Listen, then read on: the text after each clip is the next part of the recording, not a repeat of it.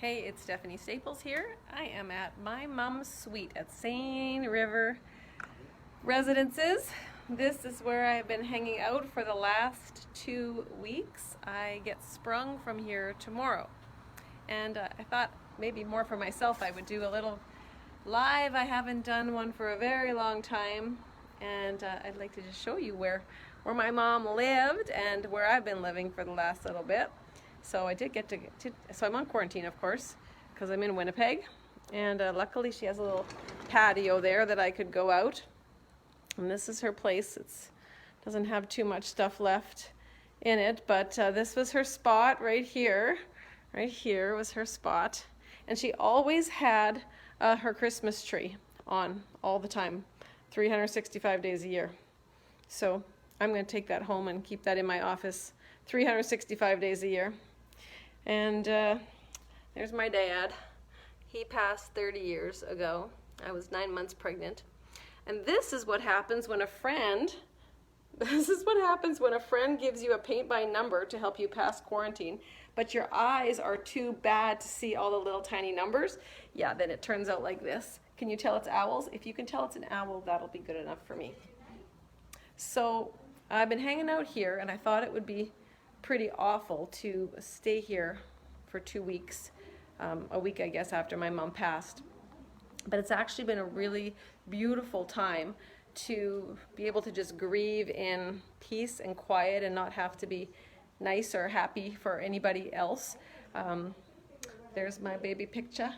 She had all 4 of us up here, but my brothers are down. It's kind of sad, slowly watching things get taken away. But I get to sleep in her bed, and I get to watch all her movies. She had a big movie collection here, so I've been watching all these old movies and just chillaxing. Went through her clothes and put on Ed Sheeran's Supermarket Flowers and played it over like 25 times. I tried on her clothes and her scarves, and then just hung out in her bed. She made that petty point up there, and did a whole lot of nothing for 2 weeks. And what kind of a gift it was to be able to just grieve in peace and quiet and at my own time. And yeah, and I'm glad I didn't post anything on Facebook for quite some time, which was really good because I was able to really enjoy all the comments and thoughts and good wishes from everybody. I really appreciated the kindness and memories that you shared. So I want to share a few things with you about my mom. And the first thing is her pumpkin coat. So she had this coat, and my mom was more of a kind of black, navy, maybe blue kind of girl. And when she got this orange coat, she was like, oh, she couldn't possibly wear this orange coat because it's just too bright. But every time she wore this coat, somebody said to her, oh my gosh, you look beautiful in that coat. And so this coat kind of just made her, I think, kind of come alive. And I was going to put it in the giveaway box, but I think I'm going to take it home and just, maybe I'll wear it when I'm watching a movie or something like that. Because I think it's more than just about a coat. It's about her kind of just being able to be bolder than she was used to being, and just being recognized, because she didn't like to be recognized. And so that's one thing I wanted to share with you today. And the other thing I wanted to share with you and me, and just so that I can have this for forever, is if you've heard me talk about Vic, who was a man that she knew since she was very young, and when she was 90, he wrote her a 4-page, basically a love letter, professing his love for her during all these years. And so they stayed in good touch since she had received that letter, and they talked on the phone fairly often. They even did a video chat, and of course he had letters.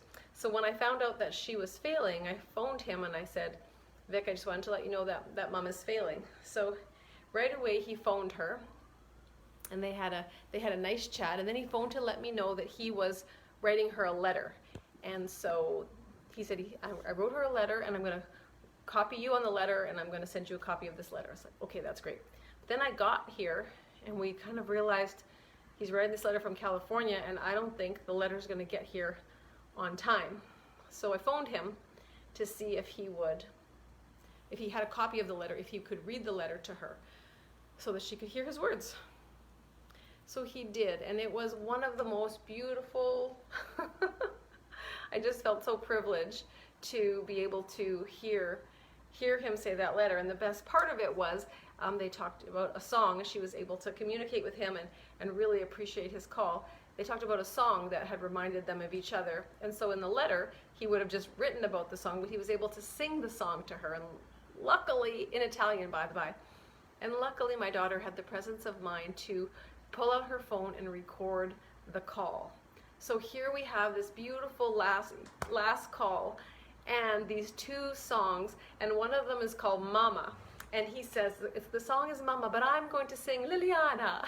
So it was so beautiful. So we could play it for her the last 3 days of her life. I'd whisper in her ear, do you want me to play Vic's song? And she would nod her head like this. So I don't know how many times we played it for her, but it was so special and so beautiful, and it was such a gift. And my brother said, no matter what we do these last days, nothing can compare with this gift that this gentleman gave her. But the letter just came in the mail now, so I'm going to just read you a teeny tiny little bit of it. First, I want to tell you that I love you as I have all these years. We may have met when we were 4 or 5, so I have known you for 90 amazing years. I have no other friends that I have known as long as you. We've lived far apart and in different countries, but we've remained close in spirit, bonded. At 95, we are nearing the ends of our lives, and I look back with no regrets, except I wish that we could have been together more when we were young and our hearts were open to love. And on it goes, but it's really beautiful, and it's such a gift. And as soon as this COVID crap is over, I am going to Palo Alto to meet this man, because I'm telling you, he stole my heart too. And I guess maybe the last thing that I'm going to share today is I brought Luke, because this was something that me and my mom shared a lot, was music in the last few years. And when you call somebody every day, what's new, nothing, what's new, nothing. But music is a tie that binds. And she had her little playlist of songs that she liked and requests that she would have. And toward the end, she more wanted to be read to. So I said, well, I won't take it personally that you don't want to hear my music. But when she was passing, I was like, Mom, I'm going to play you music, even if you don't want it. So so I did. Anyway, I wrote a little song for her, and this is the first time I've written a song like this, because my daughter Tara wrote kind of a letter to help her through the grief process. And I have to just say, my kids were just amazing going through all this, and so helpful and wonderful. But so she wrote this letter, and then I turned this letter into a little bit of a song. So I'm going to sing it today, so you can listen or you can not, but yeah, it's called Hole in My Heart.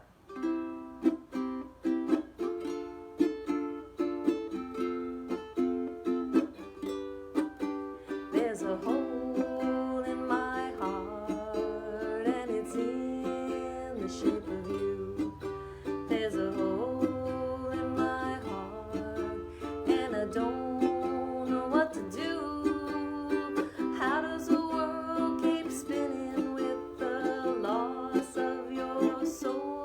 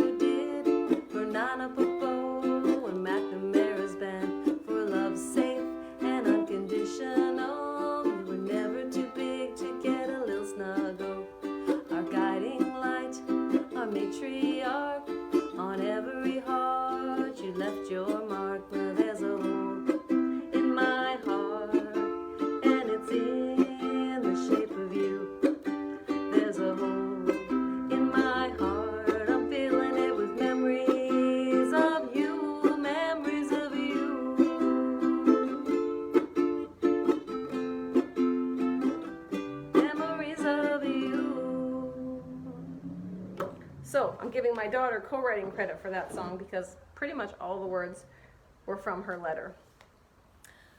And it's been super interesting. I'm really grateful for this COVID craziness that allowed me to be secluded. And grief is a funny thing, and it's an individual thing, and it's a personal thing. And I'm super lucky to have been able to go through this in this way. Maybe I was supposed to be alone and supposed to be isolated so that I could process everything. And now we are going to be rewarded because there's a new baby coming to the Staples family.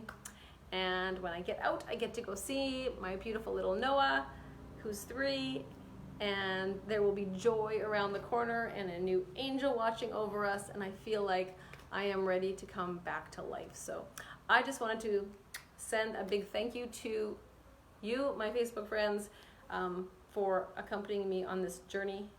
I have appreciated every single word, every single thought, every single prayer, every single memory has made things just a little bit easier for me. So thank you so much. I know everyone is going through their own anxiety, and all I'm going to say is ask for what you need. Ask for what you need because there's lots of people out there who want to help you and who can help you.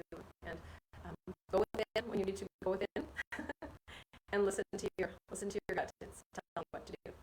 So thank you